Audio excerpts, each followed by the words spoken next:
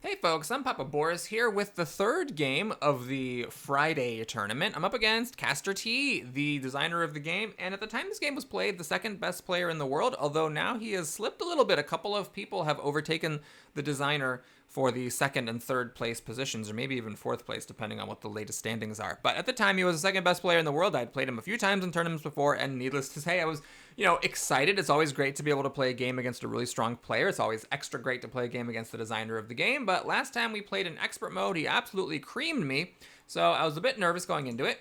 He was the second player, and as seems to be the metagame amongst top players, the second player pretty much always bans the Hermit and Cub, and I don't. I actually don't mind letting my opponent take the Hermit and Cub first, because it's a strong piece, but not an explosive one, and I feel like it's, in a way, easier to play against.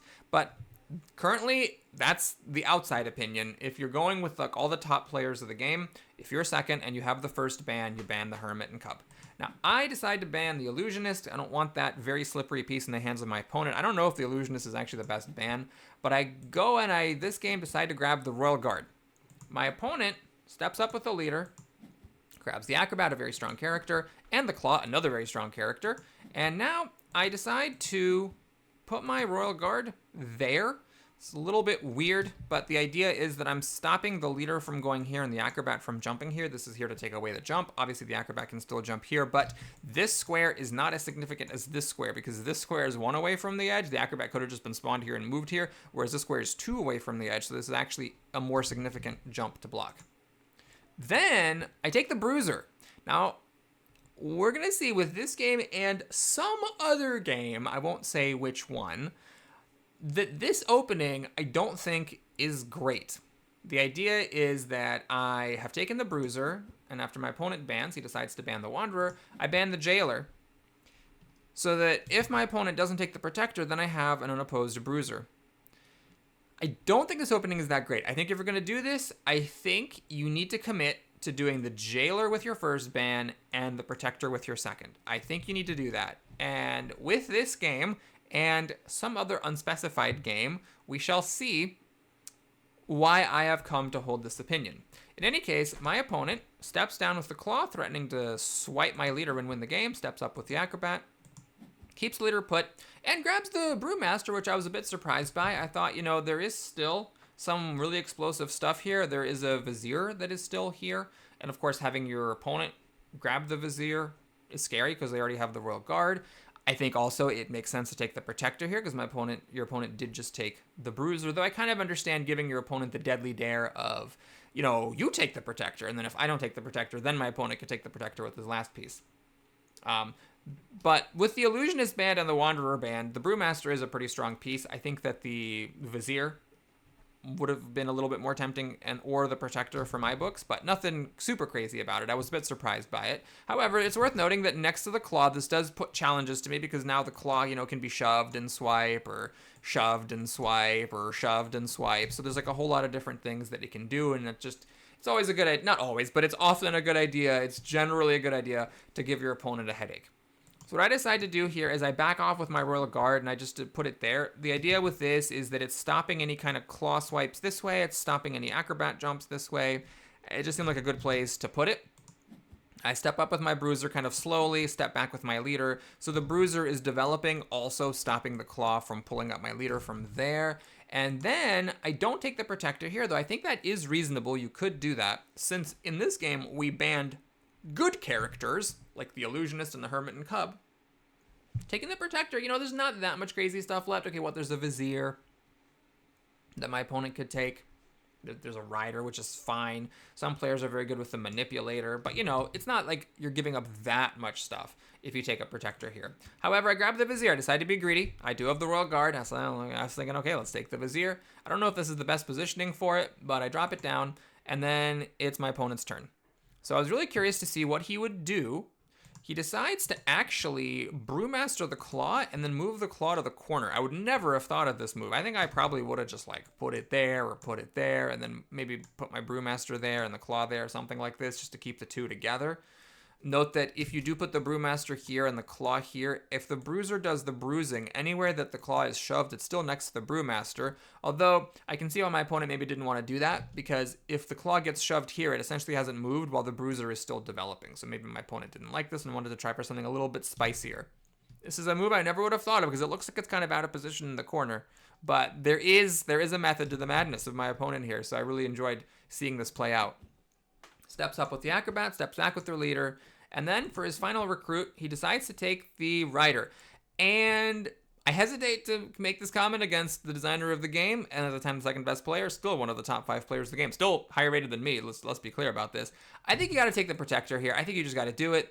Your opponent is a bruiser. The Rider is a decent piece. I don't think it's a good enough piece, though, to justify letting your opponent have an unopposed bruiser.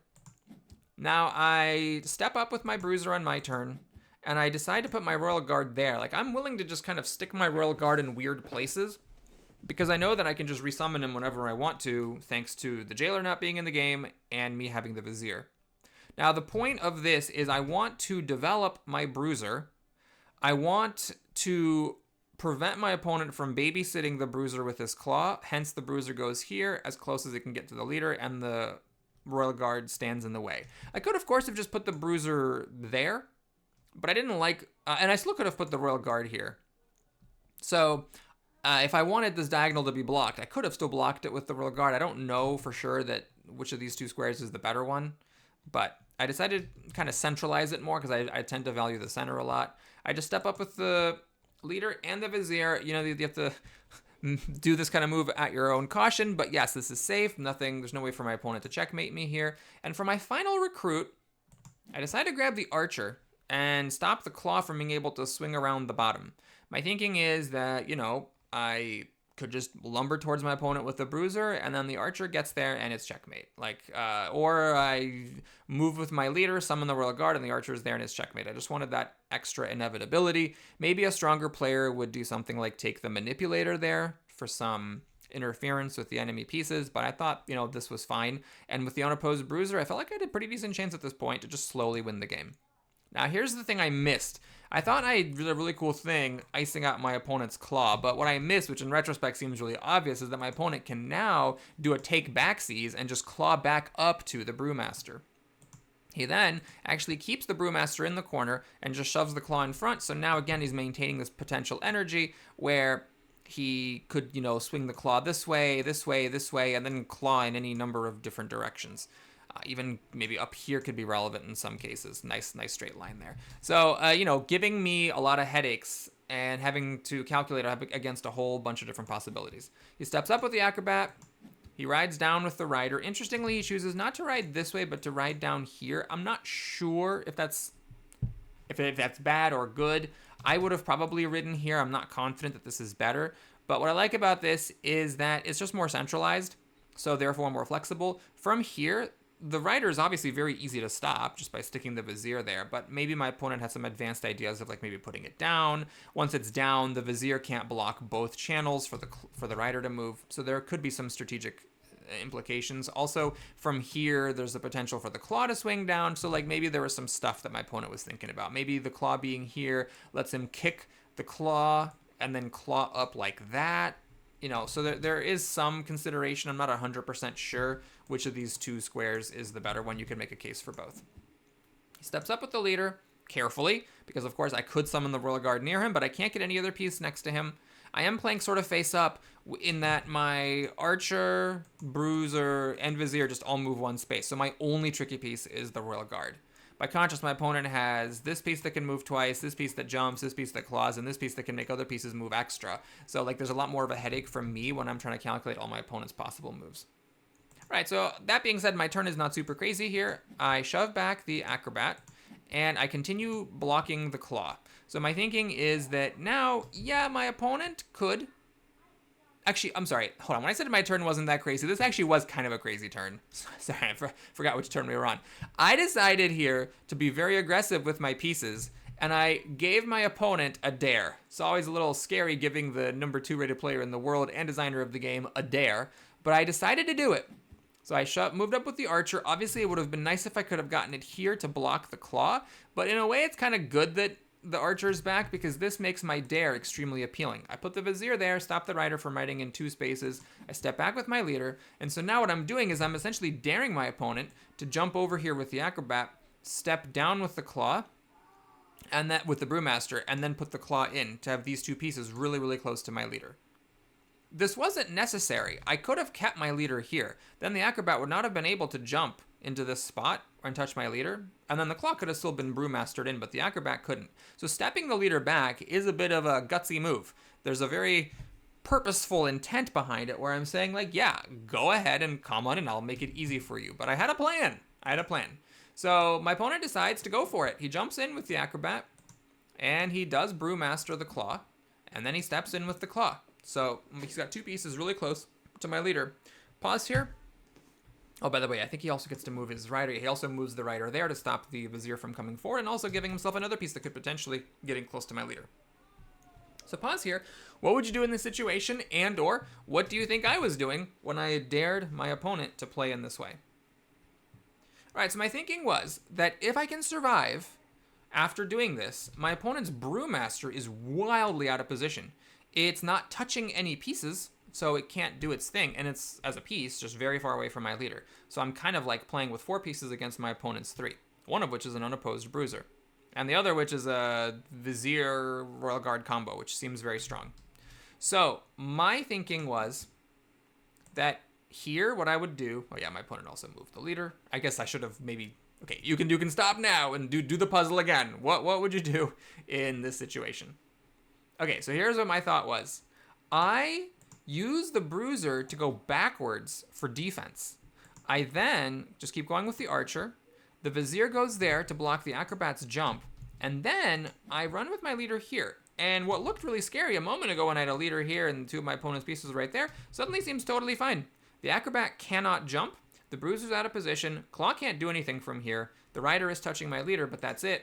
And I thought, I didn't see any way for my opponent to apply so much pressure from here, especially because he's essentially now playing down a piece, that I really had to worry, and then I could just continue on with my game plan of shoving my pieces down the board until I checkmate. That is what I thought.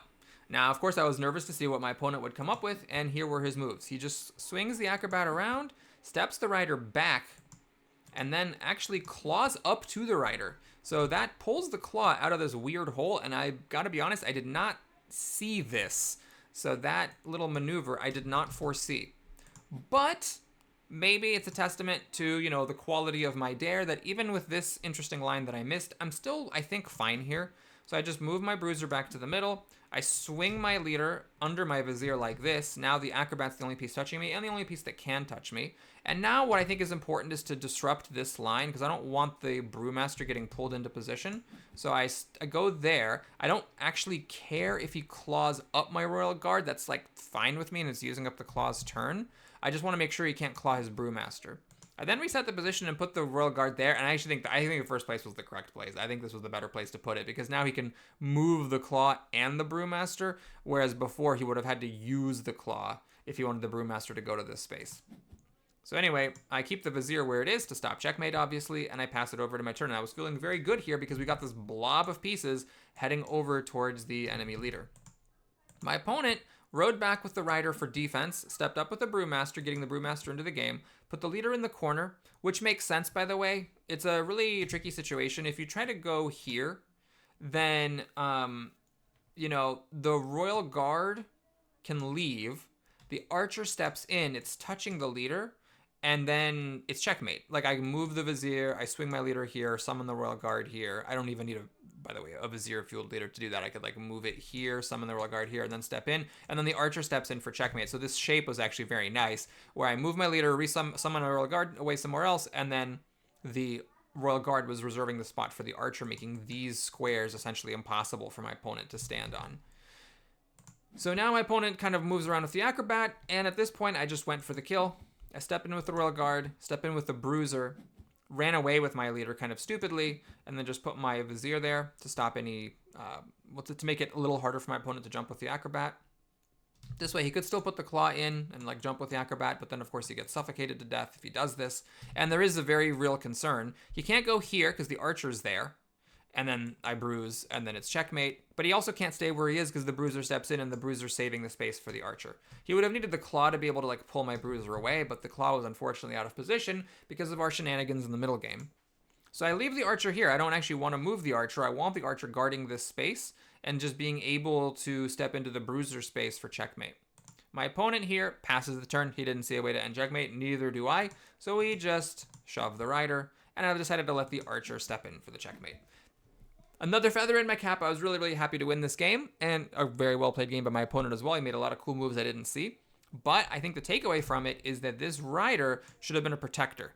As we'll see in, now I can say it, the next game. I didn't want to say earlier that there was a next game in this tournament because this is a single elimination. So saying that there was a next game would have kind of given away the fact that I won earlier. But as we'll see in the next game of this tournament, we play a very similar opening. My opponent takes the protector very quickly, and that game ends up looking really different. So I'll see you soon for that one. Take care, everybody. Please like and or subscribe, and I'll see you again soon.